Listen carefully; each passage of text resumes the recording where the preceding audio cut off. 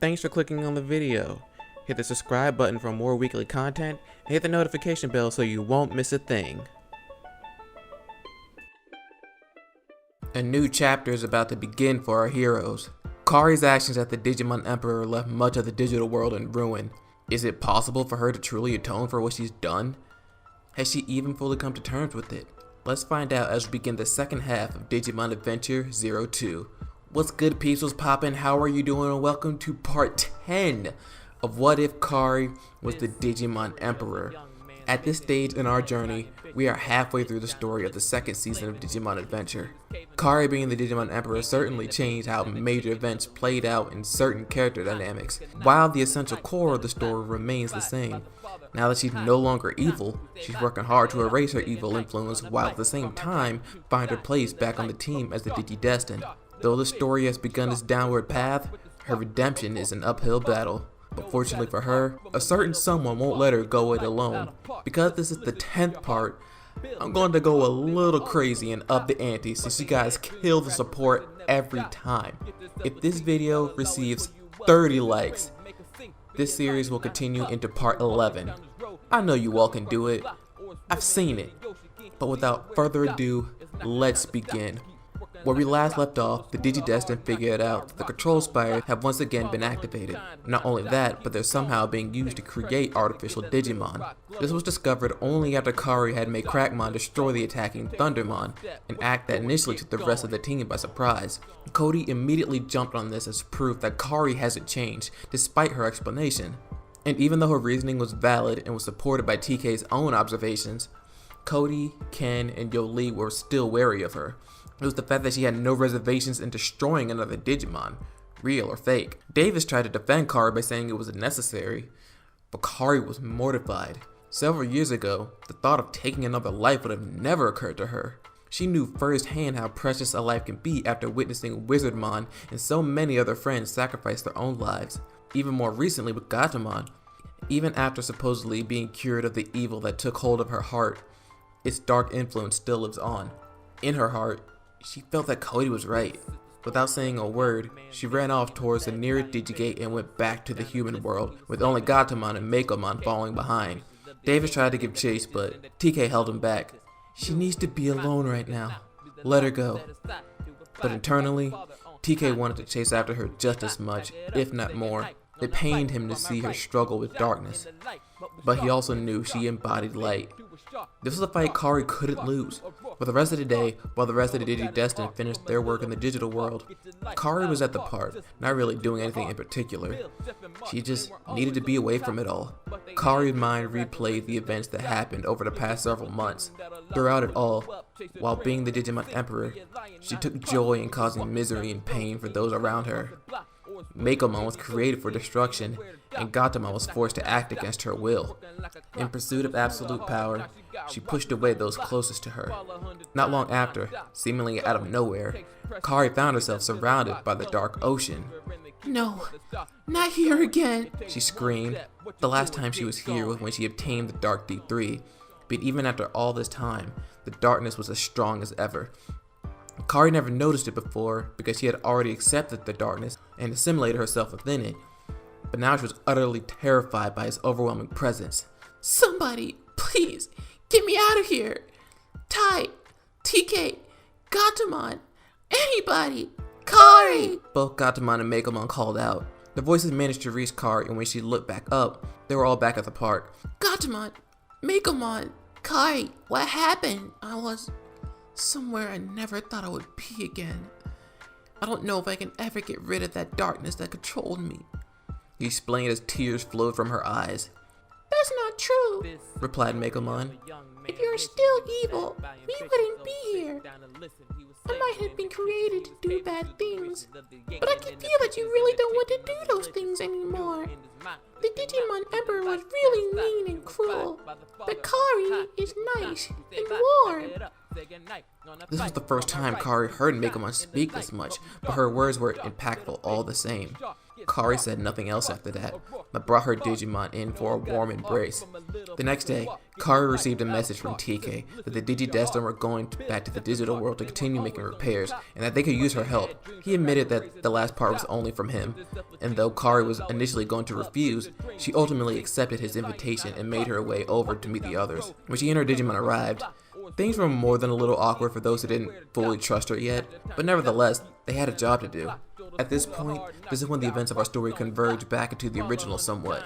While in the digital world, Palmon witnesses a strange woman, Arukenimon, change a control spire into a Golemon, but is rendered unconscious before she could tell anyone. Mimi finds out and calls the younger Digidestined to come and stop the rampaging Golemon from destroying a nearby dam. They arrive but are having a difficult time fending it off, even with the added strength of Crackmon. Like in the original, David suggested destroying it since Golemon is single-mindedly focused on destroying the dam. But like before, the others are against the idea, especially Kari, now more so than ever.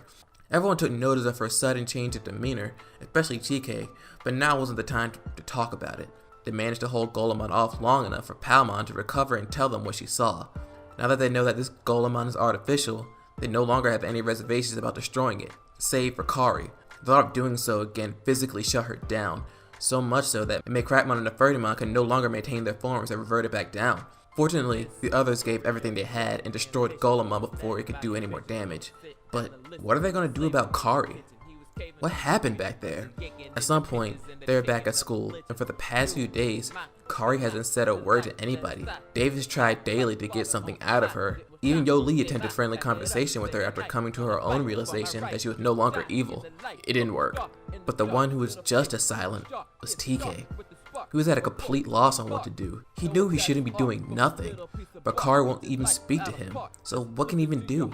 It was infuriating. Once again, Kari needs help, but the answer on how to do so eludes him. During their lunch period, TK spends it alone on the roof, clearing his head and trying to think of something. Out of the corner of his eye, he notices Gatomon and Patamon. See, I told you he'd be here. Patamon? Gatomon?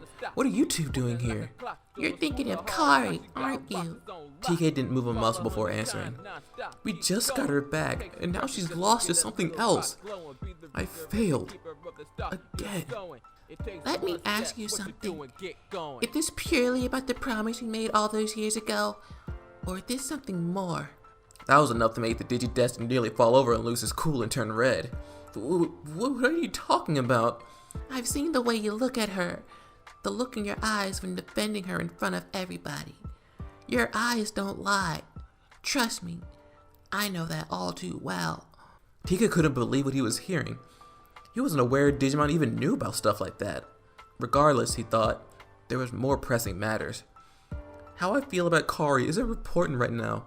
Helping her back on her feet is what she needs right now. Not just for her, but for the sake of the digital world. I just wish I knew what was affecting her. I think I might know. TK shifted his entire focus to Gatomon, as these might be the answers he was looking for. Kari has always had an adverse relationship with darkness. He said she owns the Crest of Light. Her time as the Digimon Emperor amplified that connection to darkness. However, when she became good again, that strong darkness still lingered, was probably what led her to have made Crackmon destroy Thundermon. Kari has now become aware of how strong the darkness within her has become, and is afraid of it. She's afraid of losing to it and becoming evil again. He heard all of this and walked towards the railing on the roof, looking out into the sky. Thanks, Gatomon. You too, Patamon. I know now what I need to do. The two Digimon looked at each other, nodded, and headed back home, but Gatomon left with one last thing. Don't discount how you feel. It just might be what saves her. With that, she left, and TK was left with a lot to think about. This is the part in the original story when the Digimon Emperor's base becomes unstable and is about to explode. But that's not going to happen this time around, since our Digimon Emperor had the foresight to not rely on a single power source. However, what will remain the same is the area around the deserted base being the battlefield for what's about to happen next. Seeing how ineffective the artificial Digimon were before, Arukenimon decides to take it up to the next level by creating the ultimate Okuamon using 10 of the control spires that were in the area. The Digidestined are alerted and immediately make their way to the location, but as they approach the area, Kari's old base reveals itself above the horizon, instantly causing her to freeze. The Confronting manages to snap her out of it, but for how long? Due to Kari's crippling fear, Megamon can't become Crackmon, and it took everything Nefertimon had just to maintain her current form. Due to that, the fight against Arukenimon was intense. Due to it being an artificial Digimon, it lacked restraint, so it was unleashing its full power with each attack, and our heroes could barely defend themselves. Kari did all she could to help the others, but when she caught a second glimpse of her old base, she froze once again, this time worse than before. Arukenimon violently swung at Nefertimon and knocked both of them out of the sky onto the desert floor. "Kari!" TK shouted. "Angemon, we have to go help them!" Without a second thought, the two flew over to their fallen teammates. The attack was strong enough to cause Nefertimon to revert back down to Gatomon, but fortunately, the two were fine. "Kari! Gatomon! Are you okay?" Kari pulled herself up, but her head was still lost in darkness. I can't do this, TK. Look at this. This is all because of me. This is all my fault. "No, it's not. You were being controlled. No one blames you for this. None of this is the reflection of who you are." Who am I really, TK? For years, all I've known was darkness. I'm doomed to be lost to the darkness forever. Lost and alone. Kari finished speaking, expecting to feel the weight of her own despair sink her further down. But that wasn't what she felt. What she actually felt was TK's lips on her own. He then pulled back and responded, "You are not alone. I care too much about you to let anyone or anything take you without a fight. Whatever you're fighting, we'll take on. Together." The two then became enveloped in beams of light that the others saw from the distance.